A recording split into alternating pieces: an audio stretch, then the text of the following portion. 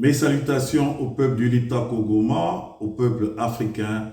Nous allons faire immersion du côté du Burkina Faso pour écouter le ministre de la Défense qui va nous faire un petit résumé, un récit et des explications suite au coup d'État avorté par les impérialistes qui n'ont qu'une chose, déstabiliser le Burkina Faso parce que le Burkina Faso, de façon stratégique, est placé au centre de l'AES. Donc, une déstabilisation du Burkina Faso, forcément, va avoir un impact au niveau du Mali et du Niger. Vous savez, l'AES est en train de faire des parts de souveraineté économique, politique, et ça dérange beaucoup les Occidentaux. Donc, une énième tentative de coup d'État vient d'avorter au niveau du Burkina Faso.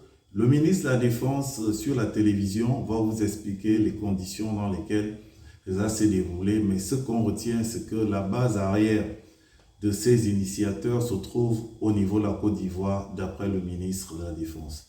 Je vous laisse l'écouter et moi je vous dis au revoir pour un prochain podcast. Que Dieu vous bénisse depuis vos différentes positions.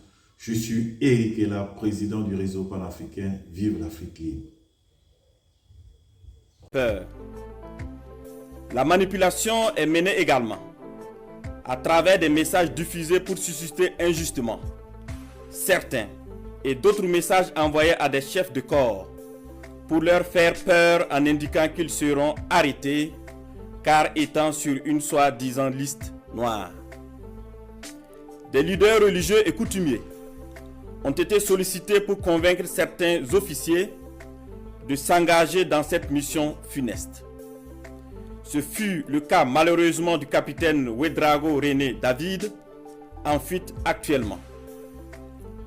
Dans le même ordre d'idée, des VDP ont été contactés pour démoraliser leurs camarades et de l'argent leur a été envoyé pour cette basse besogne. Tous ces stratagèmes perfides ont été développés dans le seul but de déstructurer l'armée et s'aimer le chaos.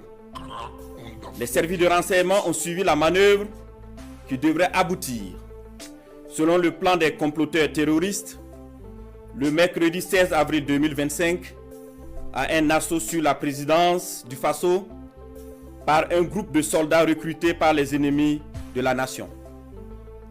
Cet assaut devrait être mené au même moment que plusieurs attaques terroristes d'envergure pour occuper les vecteurs aériens à défaut de pouvoir les détruire au sol.